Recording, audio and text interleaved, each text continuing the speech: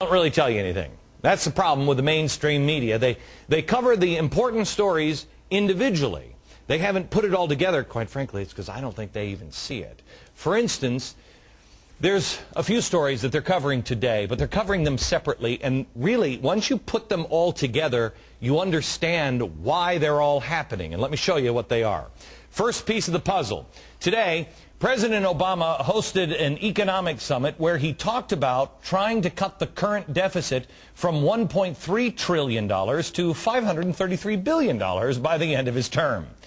That story, I had a hard one. Look at this story. I'm like, that doesn't really make sense. I mean, didn't he just double the deficit and now he's going to cut it in half? I mean, could have saved some time on that one.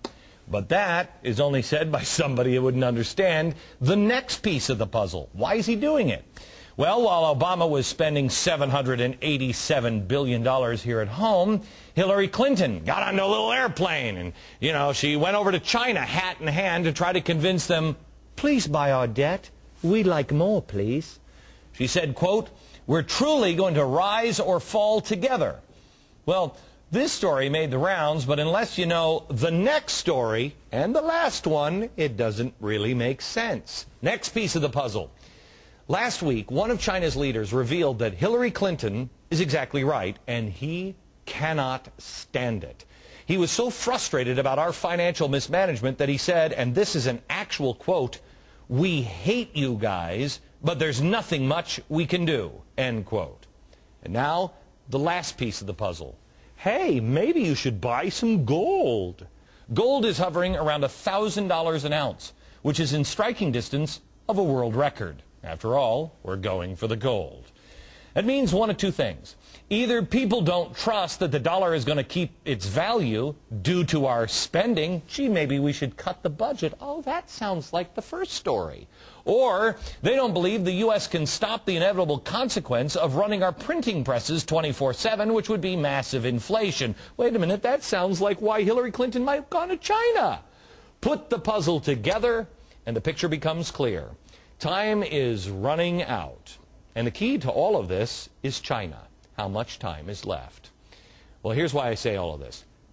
China currently owns about $700 billion worth of our treasury bonds, by far the most in the world.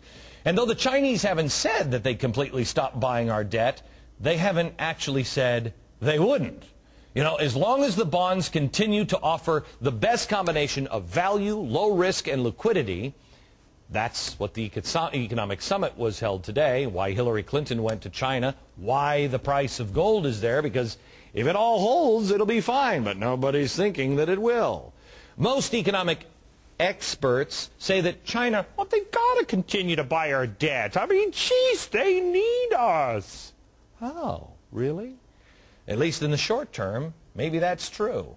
It protects their investment. And while there might be some truth to that, I don't know about you, but I've kind of lost a teensy-weensy bit of faith, you know, in the so-called economic experts. So now China has a decision to make, and so do we. China's decision, when do they cut their losses and decide to stop throwing good money after bad? Our decision, when will we change our behavior?